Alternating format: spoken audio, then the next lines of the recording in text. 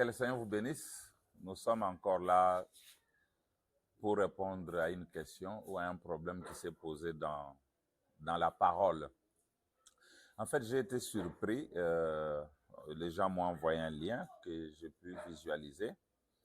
J'ai pris la capture de ce qui avait été mis là-bas. J'ai vu cette photo ici que je vous montre. Je vois le pasteur Richard Dioka ici. Je vois ma photo qu'on a mise là au milieu et la photo du pasteur Ben. C'est publié par La Voix du Message TV. Ils ont écrit ceci. Pasteur Dioka interpelle sévèrement. Bon, selon leur français, ça devait être ceux qui ont cru la seconde venue. Et il a dit, Pasteur Dioka interpelle sévèrement à ceux qui ont cru la seconde venue, etc. Alors, quand j'ai essayé de suivre le contenu, je me suis dit non, il fallait que je puisse fixer les choses pour que les gens connaissent les ressemblances et les différences entre moi et les deux pasteurs qu'on a mis ici, le pasteur Dioka et le pasteur Ben Mutombo, sur la divinité. En suivant la vidéo, le pasteur Dick montrait comment Jésus est Dieu, le seul Dieu, etc. Et il n'a pas tort. Pour commencer, le pasteur Dioka n'a pas tort. Le pasteur Ben non plus n'a pas tort. Et moi, je n'ai pas tort. Et le problème, c'est que le pasteur Dioka n'a pas tout à fait raison. Le pasteur Ben Mutombo n'a pas aussi tout à fait raison. Et je pense qu'à ce niveau, à ce stade, c'est moi seul qui ai raison sur la divinité de Jésus-Christ ou la divinité suprême, etc.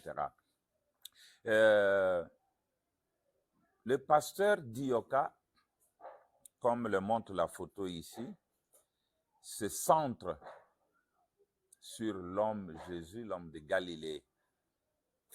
Le pasteur Ben Mutombo, lui, se limite à William Branham seul, méprisant Jésus-Christ. Et moi, je ne suis ni pour l'un ni pour l'autre en ce qui concerne la divinité. Il est vrai que la divinité de Jésus-Christ, c'est le premier pas qu'il faut faire dans la parole. William Branham dit, vous ne pouvez pas faire de progrès si vous n'avez pas cru et compris ça. Et avant que je ne puisse aller loin, je vais montrer que la divinité était en marche. Comme Ézéchiel avait vu, il avait vu l'arche qui avait 2 roues. L'arche avec les roues, mais quand Jean voit ça à la fin, il voit que le roue était ôté. Frère Branham nous montre que c'était la divinité en voyage. Il était en train de voyager, allant d'une forme à une autre, d'une forme à une autre. Maintenant, la différence entre les pasteurs Dioka, les pasteurs Ben et moi sont résumées dans cette photo ici. Vous voyez, il y a une photo où il y a 3 images. Il y a ici le Seigneur Jésus, Jésus peint par Hoffman. Il y a ici l'ange du Seigneur, William Branham, avec ce Jésus ici, redevenu la colonne de feu. Et ensuite, il y a la nuée de gloire. Voilà. Le pasteur Dioka est à cette photo. Le pasteur Ben Mutombo est à cette photo. Mais moi, je suis à cette autre photo-là. C'est ce que nous allons développer tout à l'heure. Voilà. Il y a un vrai problème dans la divinité que les gens doivent maîtriser, doivent comprendre. Si on ne comprend pas ça, on est foutu. On aura couru en vain. Et tout ce qu'on aura fait sera fait en vain. Voilà. Et quand le pasteur dit que Jésus-Christ est Dieu, je le crois aussi. Quand Ben dit la plénitude en Branham, je le crois aussi. Et maintenant, quelle est la vraie différence, comme je l'ai dit? Ma différence entre le pasteur Dioka va se situer dans la divinité elle-même, dans le lieu d'adoration et dans l'adoration. Ben Mutombo est différent de moi dans la divinité elle-même, dans les lieux d'adoration et dans l'adoration. Le pasteur Dioka, on adore Jésus de Marie seul. Le pasteur Ben Mutombo dit qu'on adore Branham seul, c'est lui l'adorable, et c'est lui les lieux d'adoration. Mais moi, je dis la divinité ne s'est pas limitée dans Jésus d'Hoffman ou dans William Branham. Elle a fait son cours jusqu'à atteindre le croyant. Nous allons développer ça. Et aujourd'hui, je crois que Jésus était les lieux d'adoration en son temps. William Branham était les lieux d'adoration.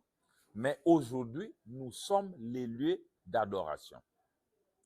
Quant à l'adoration, moi, je crois l'adoration du seul Dieu invisible, le Père de tous. Le Dieu que moi j'adore, c'est le Père d'Adam, c'est le Père de Jésus, c'est le Père de William Branham, c'est notre Père, c'est celui-là que j'adore. Voilà pourquoi en son temps, Jésus, avant de quitter la terre, il leur a dit, le jour vient où les vrais adorateurs adoreront le Père en esprit et en vérité. Voilà, mes amis. Et de tous deux, ils ont un problème, si je peux le dire, dans Hébreux 13, 8.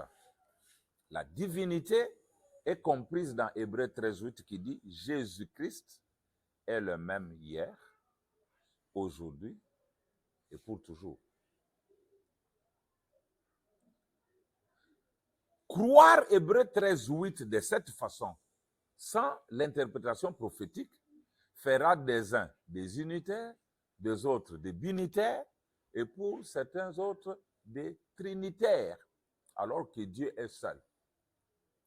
Dans Hébreux 13, 8, il y a quelque chose qui change. Jésus ne change pas. Quel est ce Jésus qui ne change pas? C'est l'intérieur.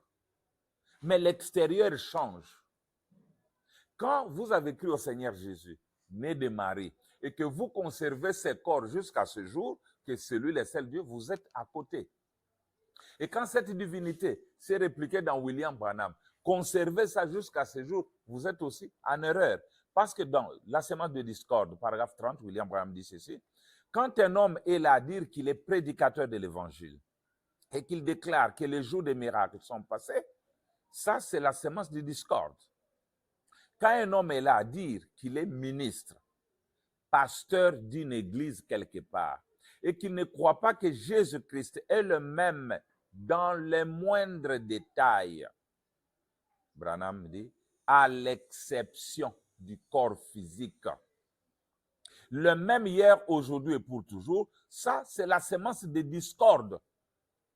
C'est ainsi que quand on a posé la question à frère Branham, et on dit que tu es Jésus, tu ressembles à Jésus, il dit, oui, cet homme-là est proche de la vérité, mais en même temps, il est loin. Il dit, faire de moi cette personne de Jésus-Christ, qui était né de Marie, c'est faire de moi un antichrist. Mais dire que c'est l'esprit qui était en lui est en moi ou en vous qui le possédez, ça c'est l'exacte vérité. Voilà Hébreux 13, 8. Celui qui était devant Abraham, ce n'est pas celui qui était devant les Juifs. Et pourtant, c'était lui. C'était lui parce que c'était le même acteur. Celui qui était dans ce corps formé à l'époque par Dieu, celui qui était accompagné par Michael et Gabriel, le même qui habitait ce corps, c'est le même qui est venu se faire un autre corps dans les seins de Marie et qui habitait là-dedans. Et celui qui habitait là-bas, celui qui est revenu en ces derniers jours, qui habitait dans la chair de William Branham, et celui qui continue jusqu'à ce jour. Donc, faire de Jésus le même hier, aujourd'hui, éternellement, avec son corps physique, c'est antichrist. C'est semer la discorde. Donc, croire en Jésus ne signifie pas croire en son corps qu'on garde pendant des milliers d'années jusqu'à ce jour. Parce que même lui-même a dit, je suis sorti de Dieu et je retourne à Dieu, je retourne au Père. William Branham dit que c'est à la forme qu'il avait revêtue. Je crois que nous lirons la citation. Dans la demeure future 522, il est dit, c'est pour ça qu'on est ici. Combien d'entre vous ont besoin de la force du voyage, pour le voyage? Que Dieu nous l'accorde. Combien de vous sont malades dans leur corps? Des soldats blessés, une douzaine ou plus. Vous croyez qu'il est ici le roi invisible? Les choses visibles, invisibles sont manifestées dans le visible. Il est le même hier, aujourd'hui et pour toujours, à part le corps matériel. Donc, pour ceux qui croient à la divinité du Seigneur Jésus, celui qui est mort à la croix, ils ont bien fait. Mais faire de lui le même hier avec son corps physique, le corps qu'il avait autrefois, ce n'est pas correct. C'est faire de ça une discorde. Il dit maintenant, si c'est son esprit qui a prêché ceci à travers moi, il accomplira les œuvres qu'il a accomplies quand il était ici. Oh, comme c'est beau. Voilà, c'est pourquoi peut-être nous arriverons à ça, nous lirons la citation. Par exemple, dit que ces gens qui sont venus ici, ils sont venus voir qui? Un homme? Non. Il dit les hommes sont semblables. Mais ils sont venus ici pour voir cet homme de Dieu, Jésus-Christ de Nazareth en chair. Mais celui qui était là, ce n'était pas le fils de Marie. Et pourtant, c'est la même personne qui a vécu dans ce corps-là, qui était là au Branham Tabernacle sous la forme de William Marion Branham. Si on ne peut pas voir les choses de cette façon-là, on est foutu. Écoutez, la vision de Patmos, 144, la plus grande de toutes les révélations, c'est celle de la divinité suprême de notre Seigneur Jésus-Christ. Pourquoi on doit la comprendre? Vous ne pouvez pas faire des progrès tant que vous n'aurez pas cru à cela. Donc, nous devons d'abord croire à ça, comment il était Dieu, comment la plénitude était en lui, et alors nous allons faire les progrès. Nous devons d'abord croire ça et ne pas nous arrêter là-bas, mais évoluer avec la parole. Voilà, il est alpha, oméga, il est ceci, cela, nous le croyons, mais nous ne croyons pas que, quand bien même, le fait que Dieu habitait dans ce corps a fait de ce corps-là Dieu, William Branham va loin dans les dons de Dieu, trouve toujours leur place. Paragraphe 93, prêché le 22 décembre 63, il dit, paragraphe 93, là au-dedans, il dit, là au milieu, plutôt, il dit, certains d'entre eux, la plupart d'entre eux, voici pourquoi ils ont fait cela, c'est parce qu'il était effectivement mort. Ils ont dit, Dieu ne peut pas mourir. Ils ont dit, il ne pouvait pas être la divinité et mourir. Écoutez maintenant votre prophète, l'homme, le corps, n'était pas la divinité, mais la divinité était dans le corps. Si le corps de Jésus n'était pas la divinité, le corps de Branham ne peut pas aussi être la divinité. Mon corps non plus ne peut pas être la divinité, mais la divinité vient pour habiter dans deux corps. Il dit, ce corps devait mourir. Christ, le Christ même qui est en vous, est l'unique chose qui peut vous ressusciter. C'est la divinité, Dieu en vous. Voilà. Le corps de Jésus était Dieu, dans un sens, comme il est dit dans les signes de 1964, prêché le 8 mars 64, paragraphe 30 à 31, il dit, ce corps était Dieu. Au paragraphe 33, il a créé les deux, l'eau vive et le sang. Voilà exactement ce qu'il était. Nous avons touché Dieu, dit la Bible, 1 Timothée 3,16. Sans contredit, le mystère de la piété est grand. Dieu a été manifesté en chair. Nous l'avons touché de nos mains. Ce corps était Dieu. Certainement qu'il l'était. Il était Dieu d'un bout à l'autre sous la forme d'un être humain. C'est là aussi que beaucoup ont raté la divinité quand il a fait son voyage. Ils sont achoppés, on dit par exemple, Branham est Dieu. Non, ce sont des idolâtres, ils font ceci, mais la divinité était là. Quand même le corps lui-même n'est pas Dieu, mais quand la divinité entre, ça fait de ce corps Dieu. Quand il arrive en vous, il fera de vous Dieu. C'est pourquoi la notion de Dieu doit être comprise différemment. Voilà. Et nous avons, je ne sais pas si on aura le temps, on devait aborder la question de Jésus ne pouvait pas être son propre père. Jésus avait un père. Jésus avait un commencement de vie et fin de vie, comme Branham le dit dans Melchisedec. Il ne pouvait pas être son propre père. Parce que croire que Jésus est son propre père, c'est taper à côté de la divinité. Dieu a créé Jésus et il est venu habiter en lui. Voilà. Dans question-réponse sur le sceau, paragraphe 175, il dit à l'époque où les pentecôtistes sont sortis, ils ont formé le groupe de Jésus seul. Et aujourd'hui, nous avons beaucoup de Jésus seul. Et nous avons beaucoup de Branham seul. Branham son propre père, Jésus son propre père, moi mon propre père. Ce n'est pas une vraie doctrine. Il dit maintenant, ça aussi c'est faux. À l'époque où les pentecôtistes sont sortis, ils ont formé le groupe de Jésus seul. Maintenant, ça aussi c'est faux. Comment Jésus pourrait-il être son propre père? Voyez? Donc, voilà qui règle cette question. D'autres citations, il y en a beaucoup. Vous pouvez les lire dans La Divinité expliquée, du 25 avril 61, paragraphe 130 jusqu'à 131. Il dit maintenant, Dieu ne pouvait pas être trois personnes, trois dieux. Jésus ne peut pas non plus être son propre père en un. Vous voyez? Donc, vous voyez, ça fait que les deux sont radicalement faux. Voilà. Vous pouvez chercher beaucoup de citations, questions-réponses du 28 juin 59 à partir du paragraphe 197. Il déploie toutes ces idées-là. Il est en train de les expliquer. Maintenant, nous devons aller très loin. Pourquoi Jésus a versé son sang? Les gens devaient comprendre les buts parce que Dieu a fait Jésus un tabernacle qui devait faire simplement 33 ans et demi. C'est ça la durée de vie du corps de Jésus. Et ce corps était là dans un but. Quel était ce but? William Branham parle, nous.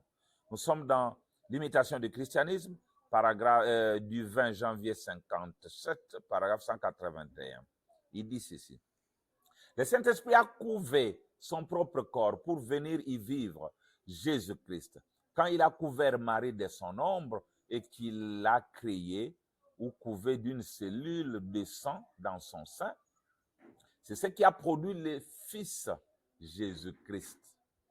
Écoutez mes amis, c'est là que Dieu lui-même a eu sa demeure sur la terre pendant 33 ans et demi. Et il est devenu une offrande propitiatoire pour nos péchés, pour nous racheter et réconcilier l'homme perdu avec un Dieu saint, pour les embrasser et les réconcilier. Donc, mes amis, voilà la durée de vie de Dieu dans le corps de Jésus-Christ né de Marie était de 33 ans et demi. Alors, après les 33 ans et demi, il devait verser le sang. Mais dans quel but il a versé le sang? C'est là que mon exposé commence. Parce que Jésus n'est pas venu mourir pour qu'il puisse rester ce qu'il est ou ce qu'il était. Le message commence maintenant. Prêtez-moi attention. Nous sommes dans Christ et le mystère de Dieu révélé, prêché le 28 juillet 63, paragraphe 585. Il dit, Christ est ressuscité et a payé le prix pour notre rédemption. La raison pour laquelle Dieu fut manifesté en Christ et a donné cette chair et le sang. Quelle est la raison, frère Branham? C'est afin que le sang vienne que la vie vienne par le sang et que la chair soit rachetée.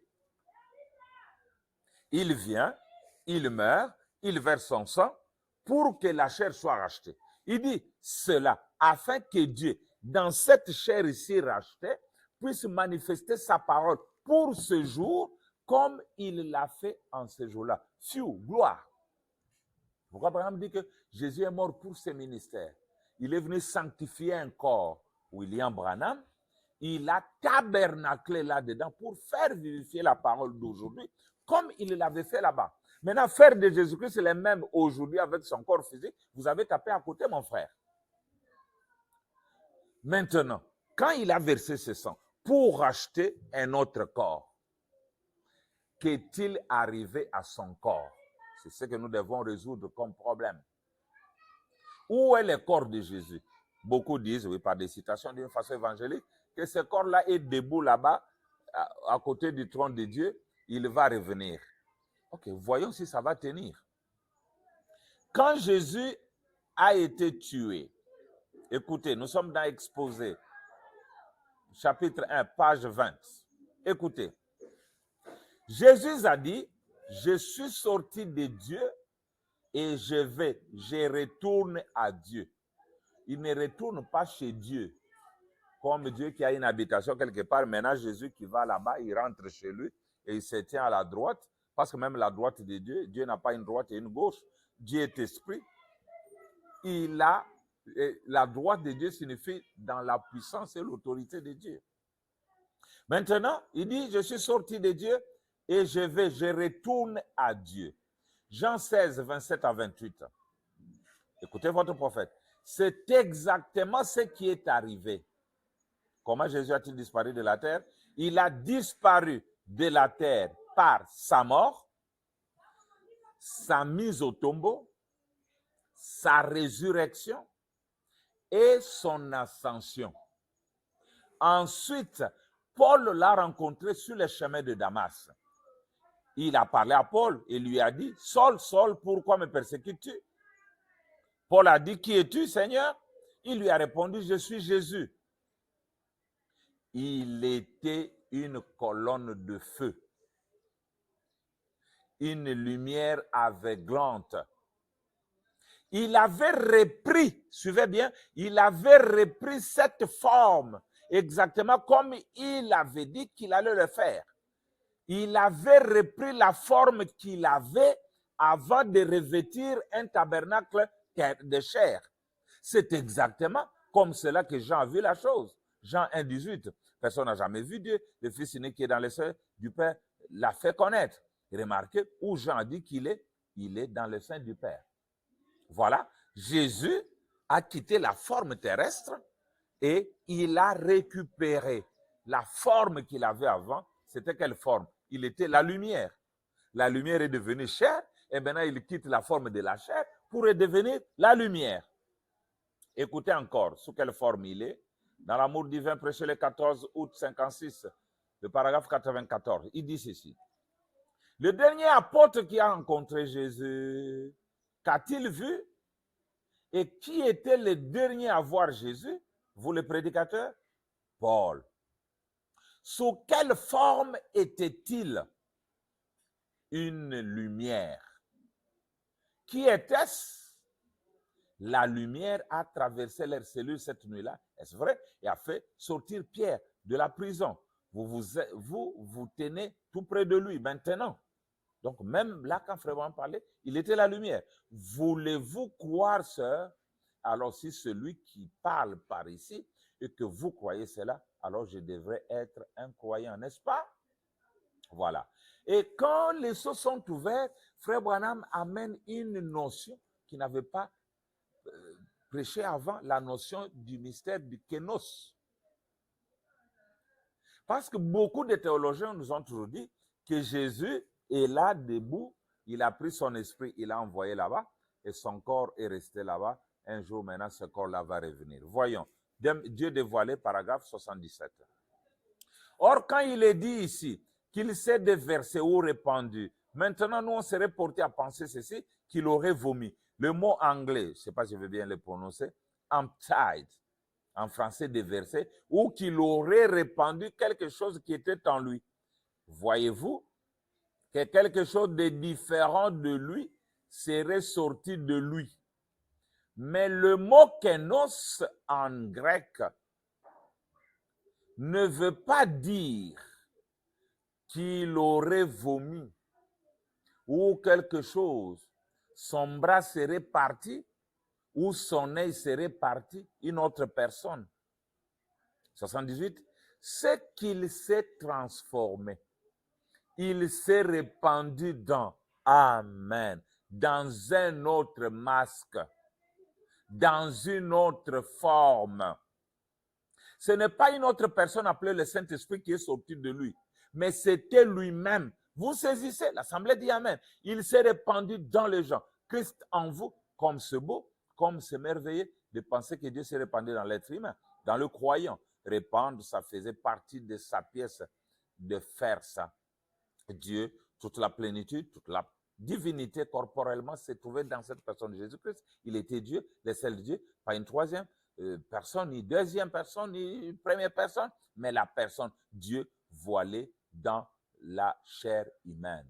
Voilà, mes frères, quand il est monté, il n'a pas envoyé quelque chose qui était en lui, un Saint-Esprit, et lui est resté. C'est lui-même qui s'est répandu. Il a changé de masque. Il a pris une autre forme. Le même soleil qu'on avait à l'est, Jésus d'Hoffmann, c'est le même soleil qui s'est couché à l'ouest, William Marion Branham. Voilà, nous avons le pasteur Bioka à l'est avec Jésus. Il a des problèmes pour voir l'ouest, mais nous avons Ben Mutombo avec l'ouest, méprisant l'est, ce qui est certes un défaut parce qu'on ne peut pas opposer les soleils de l'est et les soleils de l'ouest parce que c'est le même soleil qui fait seulement sa trajectoire. Maintenant, au-delà du coucher du soleil, n'avons-nous pas aussi autre chose? Parce que la colonne de feu, comme Frère Branham l'a dit dans la question-réponse numéro 2 de 1964, il dit que la colonne de feu, c'est l'attribut de la plénitude de Dieu. Et cette colonne de feu, quand William Branham l'a voilée, comme il est dit ici, il a voilé Christ, c'est la plénitude. Parce que nous avons des gens qui disent, si la plénitude entre dans un homme, cet homme va éclater. Mais Jésus était un homme, pourquoi il n'avait pas éclaté? Dieu dévoilé, paragraphe 362, suivez ça. Cette colonne de feu visible qui a été prouvée par la science il y a bien des années, quand j'étais un petit garçon, elle m'a parlé, elle m'a dit que j'allais vivre ici même. Et ce qui allait se produire, je vous en ai parlé. Et puis, un jour à la rivière, avant le début de ses ministères, lors du premier réveil, il est apparu dans les cieux, il s'est identifié et a donné la commission. Écoutez, pendant toutes ces années, depuis la rivière, j'ai tenu cela caché dans mon cœur, voilant Christ. Donc, Branham voilait Christ. Voilant Christ. La même colonne de feu qui interprète la parole telle que promis. Nous sommes au dernier jour, juste à la venue du Seigneur. Si vous vous trouvez à l'extérieur de ce voile, vous pouvez continuer à lire. Voilà, ce mystère de la colonne de feu. Pourquoi Branham parle du mystère du retour de la colonne de feu? Cette colonne de feu qui était devenue Jésus, ou Jésus qui était devenu cette colonne de feu, dans le mystère du retour de la colonne de feu, qui est rentré à la naissance de Frère Branham, a accompagné l'enfant. En 1933, cela a tabernaclé en lui. Il a voilé Christ, la plénitude de la divinité. Comme il dit dans la nourriture spirituelle au temps convenable, 160, maintenant Dieu nous a promis ces choses pour les derniers jours. Dans Malachie 4, il est dit que Jésus-Christ descendrait et se présenterait dans une chair humaine comme il l'avait fait à Sodome. Donc, pour l'Ouest, je crois qu'il y a beaucoup de citations. Vous les avez. Vous pouvez lire dans Tourner les regards vers Jésus, d'autres citations, pour montrer que le même Dieu qui a visité les gens de l'Est, les Juifs et les Samaritains, est venu en ce temps de la fin habiter dans un autre corps. Mais ce corps, racheté par le sang du premier corps, il est venu tabernacler dans William Branham. Ceux qui ont vu William Branham ont vu le même soleil. Ils ont vu Jésus-Christ. Ils ont vu la plénitude de la divinité. Malheureusement, que beaucoup s'arrêtent aussi là. Je ne saurais pas donner beaucoup de citations parce qu'il y en a beaucoup. Mais maintenant, je vais prendre le mystère du troisième dessein. Nous avons parlé de l'Est. Nous venons parler de l'Ouest. Nous devons maintenant parler de l'Est à nouveau parce que la nuée, c'est le lever du soleil. Après que le soleil se soit couché à l'Est, Branham dit que si vous allez plus loin, vous vous retrouvez à l'Est, à la nuée. C'est le mystère le plus négligé. C'est ce que moi je crois. Je crois d'abord ce qu'eux ont cru. Maintenant, je crois plus que ce qu'eux croient.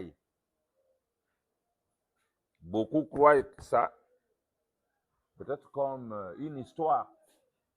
Mais nous allons maintenant vous montrer par la Bible et par les prophètes que la divinité a marché sur le roue.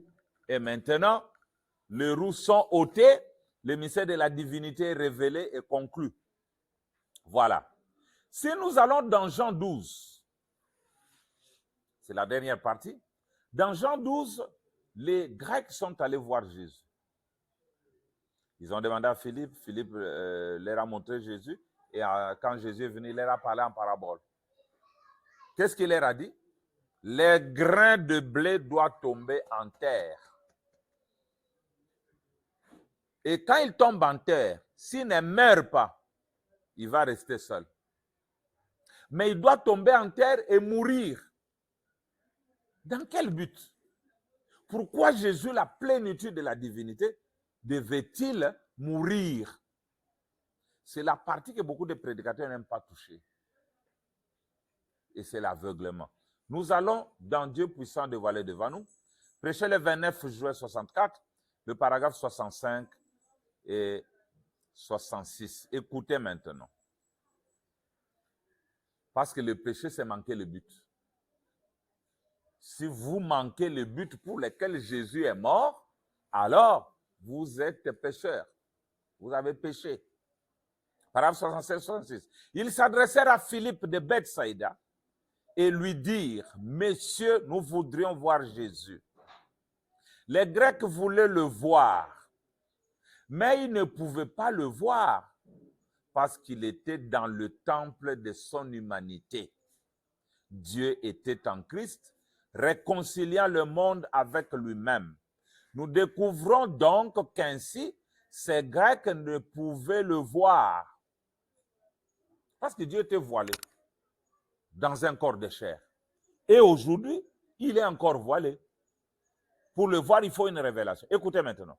Et remarquez les paroles même que Jésus leur adressa par la suite. Il a dit, si les grains de blé ne tombent en terre et ne meurent, ils restent seuls. Branham, ça signifie quoi? En d'autres mots, il ne serait jamais en mesure de le voir sous cette forme changée, sous ce masque qu'il portait alors, parce qu'il était voilé dans la chair humaine. Mais lorsque ces grains de blé tomberaient en terre, ouvrez les oreilles, Branham dit, alors il produirait toutes les races. Jésus aujourd'hui, après qu'il soit tombé en terre et qu'il se soit reproduit, Jésus est noir, Jésus est jaune, Jésus est rouge, Jésus est blanc. C'est le but de la multiplication. Il était envoyé aux Juifs, bien sûr, en ce moment-là, mais ces grains de blé devaient tomber en terre. Il voilait Dieu dans une chair, cachée aux incroyants, mais révélée aux croyants. Les gens doivent comprendre que Jésus n'est pas mort pour produire seulement un blanc d'Amérique. Il est mort pour produire aussi les Africains, tels que le pasteur Senghor que je vois à côté, au Richard, ou vous. C'est produire aussi les jaunes, les Chinois. C'est produire les rouges, les Indiens. C'est le but de la multiplication. Si un cultivateur sème un seul grain pour produire un seul autre grain, il a manqué de coche. Il a échoué. Pourquoi il a cultivé? Il a dépensé son temps pour rien. Il a perdu parfois les engrais, l'argent pour sarcler, l'arrosage, pour produire un seul grain. Mais quand on sème un seul grain, c'est pour obtenir plusieurs. Jésus, la plénitude de la divinité, a été sémé dans le but. Écoutez, exposé de cet âge, paragraphe, page 273, 282, ça dépend de l'anglais ou le français. Écoutez maintenant ça.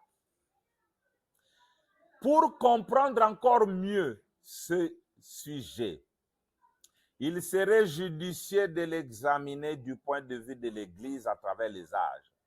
Jusqu'à présent, nous avons parlé des personnes dont les noms seraient effacés. Nous allons maintenant considérer non plus des personnes, mais des groupes présents dans l'Église.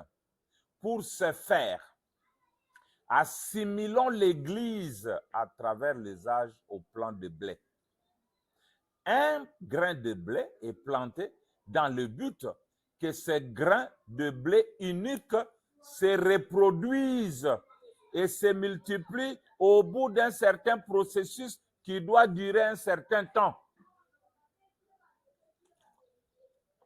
Écoutez, cette semence unique mourra. Jésus, hein? Mais en mourant, la vie, qu'est-ce qu'on obtient? La vie, pas la graine elle-même, elle va pourrir, elle va disparaître. Mais en mourant, la vie qui était en elle montera dans un plan qui à son tour sera le support ou le porteur de cette vie qui reviendra à la forme d'origine multipliée en plusieurs semences. Celui qui a semé Jésus d'Hoffmann pour n'obtenir que Jésus d'Hoffmann, fils de Marie, il a tort, il a échoué. Celui qui plante Jésus à l'est pour n'avoir que Branham, à l'ouest, Branham seul, il a échoué. Il dit, la vie qui était en elle montera dans un plan qui à son tour sera le support ou le porteur de cette vie qui reviendra à la forme d'origine multipliée en plusieurs semences. Jésus, la grande semence royale, mourut. L'incomparable, pas de problème. Mon côté à kokani na yo, mon côté, d'accord. Lui, l'incomparable, qui est la vie de l'Église, se tient au milieu de l'Église, tout au long des 7 ans de l'Église, donna sa vie à cette Église, le porteur ou le support. Pourquoi? Pour qu'à la fin, sa vie même soit reproduite dans des corps, au pluriel, dans des corps semblables aux siens à la résurrection. C'est à la résurrection que la semence royale verra de nombreuses semences royales semblables à elle. Et ils seront comme lui. Car Jean dit, nous serons semblables à lui. C'est à cela que Jean-Baptiste faisait allusion en disant que Jésus a macéré les blés dans les greniers. Il s'agissait de la résurrection dans laquelle entraient les rachetés, ceux qui avaient été élus à la vie éternelle. Vous voyez mes frères, on ne peut pas s'aimer Jésus, le Fils unique, pour que Dieu se retrouve avec le Fils unique. Parce que nous lirons la Bible. La Bible nous dit pourquoi Jésus devait mourir. C'était pour produire plusieurs frères. Parce que eux, lui et nous, nous sommes issus d'un seul. Voilà. Nous sommes dans question-réponse numéro 2. Ça, c'est magnifique. Hein? Prêché le 23 août 64. Paragraphe 237. Nous commençons là. Écoutez, alors que nous sommes en train d'aller vers la fin, regardez. Vous qui croyez déjà à la ville pyramide, qu'est-ce qu'il y a au sommet? Au sommet de la montagne de Sion se tiendra l'agneau. Et la ville n'aura pas besoin de lumière, car l'agneau est son flambeau. Et au-dessus de l'agneau, il y aura le Père, qui est le Logos, Dieu, la grande lumière, la lumière éternelle, qui brillera juste au-dessus du trône. Et Jésus ne sera pas sur le trône de son Père. Ça, c'est le premier paragraphe 160. Quand il prend le livre, il quitte le trône du Père, il vient prendre son propre trône, ce sujet racheté. Il dit, et Jésus ne sera pas sur le trône de son Père. Il sera sur son propre trône. Le Père planera au-dessus du Fils. En effet, le Père et le Fils seront un. Avant qu'il n'ait cessé de parler, j'exaucerai. Avant qu'il pense, je penserai pour eux. C'est vrai. Écoutez, mes amis, cette écriture de la Bible que nous allons prendre maintenant. Parce que beaucoup de gens, bon, je ne sais pas si ils lisent la Bible. Hein. Lisons d'abord la Bible avant de continuer avec cette écriture. Prenons 1 Corinthiens 15. Nous commençons au verset 22.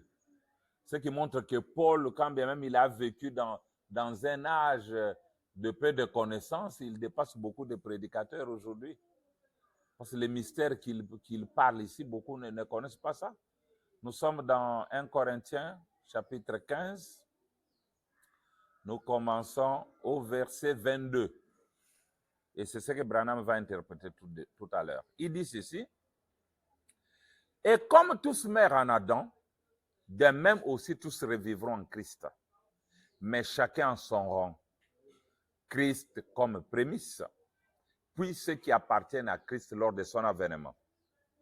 Écoutez mes amis, ensuite viendra la fin, quand il remettra le royaume. Qui? Jésus, Christ. Il remettra le royaume parce que son règne n'est pas éternel. Quand il remettra le royaume à celui qui est Dieu et Père, après avoir détruit toute domination, toute autorité, toute puissance. Écoutez Paul, car il faut qu'il règne éternellement, non, jusqu'à ce qu'il ait mis tous ses ennemis sous ses pieds. Et le dernier ennemi qui sera détruit, ça c'est Paul qui parle. Là, Jésus est déjà mort. Mais Paul parle d'un dernier ennemi qui sera détruit, c'est la mort. Donc la mort a existé. Nous verrons la mort dans le 4e saut. C'est Christ sous la forme de l'aigle qui va les tuer. Il dit, le dernier ennemi qui sera détruit, c'est la mort. Dieu, en effet, a tout mis sous ses pieds. Mais lorsqu'il dit que tout lui a été soumis, il est évident que celui qui lui a soumis toute chose est accepté. Le Père n'a jamais été soumis à Jésus. Comme Pharaon n'était jamais soumis à Joseph. Il a dit, Joseph, je te laisse tout, mais mon trône seul me garde au-dessus de toi. Dieu a soumis tout à Christ Jésus, mais lui-même n'était jamais soumis. Il dit ceci. En effet, Dieu l'a soumis, a mis tout sous ses pieds. Mais lorsqu'il dit que tout lui a été soumis, il est évident que celui qui lui a soumis toutes choses est accepté. Et lorsque toutes choses lui auront été soumises, alors le Fils lui-même sera soumis. Ok, l'électricité est partie, mais ce n'est pas grave. Alors le Fils lui-même sera soumis à celui qui lui a soumis toutes choses. Pourquoi? Pourquoi le Fils doit être soumis? Afin que Dieu soit le tout en tous. Le règne là n'est pas éternel. Il faut quand on arrive à la fin, lui règne entre comme alpha et comme oméga. Si l'image est sombre, on peut m'éclairer avec des téléphones. Ça peut peut-être aider. Voilà. Il dit, quand toutes choses lui auront été soumises, le Fils lui-même doit se soumettre. Il remet le royaume. Il ne règne pas éternellement. Or, Christ a régné sous la forme de alpha, Jésus, d'Hoffmann, et la forme oméga, William Branham. Vous voyez? Et quand il a fait ça, il a remis le royaume au Père, Esprit. Mettez ça devant ici pour que le visage soit éclairé. Vous voyez? Il remet le royaume. Ce n'est pas un royaume éternel pour le Fils. Il remet le royaume pour permettre à Dieu d'être le tout en tous. Le tout en tous.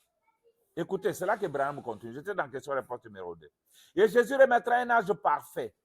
Oh, merci Seigneur. Il dit, Jésus ne sera pas sur le trône de son Père. Il sera sur son propre trône. Le Père planera au-dessus du Fils. En effet, le Père et le Fils sont un. Avant qu'il ait cessé de parler, je exaucerai. Avant qu'ils pensent, je penserai pour eux. C'est vrai. Et Jésus, c'est ce qu'on a lu dans 1 Corinthiens 15. Et Jésus remettra un royaume parfait à un, au Dieu vivant parfait, âge qu'il a racheté et qu'il remet entre les mains du Père. Pas vrai? Il le remettra à Dieu le Père, écoutez, lequel est esprit, non un homme, mais esprit. Toute bonté réunie dans son essence, c'est Dieu dans sa bonté. Or, tout ce qui a été perverti de ce qui était bon correspond au mal. C'est le royaume de Satan. Tout ce qui est bon appartient à Dieu. Tout ce qui est mal appartient, écoutez mes amis, et alors, Dieu s'est matérialisé dans un homme appelé Jésus-Christ, lequel était son fils. Il avait donné la vie, mais pourquoi il la donne? Et ce fils donna sa vie afin de pouvoir amener d'autres fils pour que Dieu puisse devenir tangible et opérer en tout et en tous. En ce jour-là, vous connaîtrez que je suis dans le Père, que le Père est en moi, que je suis en vous et que vous êtes en moi. Qui est dans l'autre? Moi dans le Père en moi, le Père en lui, lui en lui. Tokomi elokobo, moko. Branham me dit, oh frère, ce sera un vrai jour. Vous n'aurez pas roulé depuis Birmingham pour venir entendre le message. Le message sera avec nous, n'est-ce pas? Oh, ce sera un merveilleux temps. Nous attendons ce jour que Dieu en hâte la venue. Vous voyez, frère? La colonne de feu et la colonne de nuée ont leur place définitive. C'est dans les cœurs de croyants. Mais avant de lire ça, prenons seulement votre Bible ici. Parce que les gens n'ont jamais su que Jésus était notre égal. Il était notre égal. Il avait été élevé par privilège. Là, vous allez dans Psaume 45. Il est dit, il a été élevé par privilège au-dessus de ses collègues. Bon, que je le lise carrément. C'était un mystère qu'on était en train de faire. On était en train de faire un théâtre. Mais à la fin, nous tous, nous redevenons égaux. On tente de nous rétablir le courant.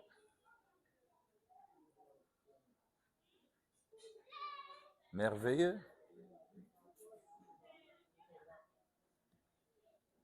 Qu'est-ce que Psaume dit? Psaume 45.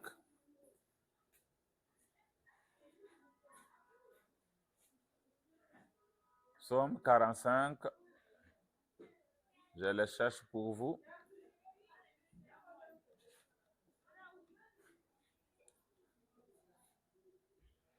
Je suis là.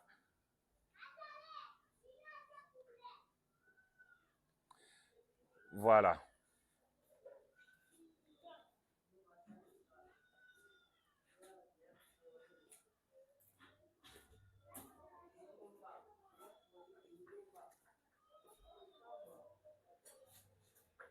La justice. Bon, nous pouvons lire. Nous sommes dans Psaume 45. Nous commençons verset 7. Il est dit de Jésus, tu aimes la justice et tu hais la méchanceté. C'est pourquoi, ô Dieu, ton Dieu t'a oint d'une huile de joie par privilège sur tes collègues. Dans ce théâtre qu'on faisait, Dieu a permis qu'un seul soit élevé, le Fils Christ. Il lui a donné le privilège de régner sur nous, ses collègues. Mais à la fin, il doit remettre le royaume à celui qui lui avait soumis toutes choses, afin qu'il puisse être le tout en tous. Écoutez maintenant dans Hébreu. Comment Paul dit? Le mystère se termine par l'égalité et non par un Dieu qui est au-dessus des autres. Un fils qui est au-dessus des autres. Je suis dans Hébreu. Je suis en train de terminer. Je commence même au verset 8. Hein? Mais il a dit au Fils, Hébreu 1, verset 8 à 9. Mais il dit au Fils, ton trône, ô Dieu, est éternel. Le sceptre de ton règne est un sceptre d'équité. Tu as aimé la justice et tu as haï l'iniquité. C'est pourquoi, ô Dieu, ton Dieu t'a oint d'une huile de joie sur tes égaux, au-dessus de tes égaux. Tu es égal à Jésus, je suis égal à Jésus. Il avait eu ce privilège de régner avant, afin que, à la fin du théâtre, il puisse maintenant remettre pour que tous les éternels rentrent au sein du Père. Écoutez Hébreux 2, chapitre verset 11. Voilà. Verset 10, je commence à verset 10. Et Jésus qui m'a sanctifié, c'est bien, écoutez maintenant. Il convenait en effet que celui pour qui est par qui sont toutes choses, Jésus, et qui voulait conduire à la gloire beaucoup de fils, éleva à la perfection par les souffrances, les princes de leur salut. Écoutez, car celui qui sanctifie et ceux qui sont sanctifiés sont tous issus d'un seul, le Père, le Père de tous, celui que j'adore. Il dit, c'est pourquoi il n'a pas honte de les appeler frères. Jésus n'a pas honte de nous appeler frères. C'est pourquoi il a dit, allez dire à mes frères que je vais vers mon Dieu et leur Dieu, vers mon Père et leur Père. Il savait que la mission était accomplie. En versant le sang, d'autres fils devaient maintenant venir à la gloire. Il n'allait pas rester le seul fils. Donc la notion du fils unique aujourd'hui n'existe plus. Il avait été le fils unique, mais maintenant, il n'est plus fils unique parce qu'il a ses frères. Alors, voici la dernière citation. La colonne de feu et la nuée de gloire terminent leur course où? Les douleurs de l'enfantement, prêché le 24 janvier 65, 278. Branham dit, prie, ô Seigneur Dieu, que tous les sacrificateurs s'accrochent aux autels, que les gens poussent des cris, puisse la colonne de feu et la colonne de nuée entrer dans les gens aujourd'hui et les rappeler à la réalité, Seigneur, leur faire prendre conscience de la présence du Dieu vivant et puissant. Accorde-le, Seigneur, accueille-le. Je fais cette prière pour chacun d'eux au nom de Jésus-Christ. Mon frère, fais tout pour que la colonne de feu soit en toi, que tu sois le lieu d'adoration, que la nuée soit en toi. Elle ne doit pas se limiter quelque part, parce que le lieu final, c'est Dieu sur son propre trône, ses sujets rachetés. Donc, ces frères qui avaient fait ça, bon, peut-être c'était pour avoir des vues, mais il était bien qu'ils puissent me voir pour qu'ils comprennent comment moi je comprends la divinité. Il a cru peut-être que j'étais un adorateur des frères Branham, je ne le suis pas. Je suis l'adorateur du Père de Branham, je suis l'adorateur du Père de Jésus, je suis l'adorateur du Père de tous. Comme Jésus lui-même avait dit, le jour vient où les vrais adorateurs adoreront le Père. Branham dit, lequel est esprit. Jésus lui-même aussi a dit, il est esprit. Voilà. Donc, ces trois photos mettent fin au débat. Que ces frères qui a fait son émission comprennent que ses frères avaient raison parce que c'était la divinité en voyage. Branham dit que ça allait d'une forme à une autre. C'est arrivé au Seigneur Jésus, c'est entré dans William Branham et aujourd'hui c'est entré dans le peuple. Christ sur son propre trône. Voilà, c'est une petite émission. On ne peut pas s'étendre. Peut-être que c'est quelle chaîne encore? La Voix du Message TV. Peut-être qu'ils ont eu les réponses. Je n'ai pas été corrigé par qui que ce soit. Parce que moi, j'ai la divinité suprême. Comme Branham dit, le septième mystère, c'était celui de Christ. Soit la divinité et toute la sagesse restaurée à l'homme. Aujourd'hui, que l'homme soit Dieu, ce n'est pas un problème. Je suis Dieu. Celui qui est derrière la caméra est Dieu. Ceux qui m'écoutent à côté sont des dieux. Et vous qui m'écoutez là, vous êtes des dieux. C'est Dieu qui parle aux dieux. C'est Dieu qui écoute Dieu. C'est la famille de Dieu. Alors, je me limite là. Je vous souhaite une bonne audition. Que le Seigneur vous bénisse. Mûrissez dans la divinité. C'est un grand chapitre qu'il faut connaître. Bye.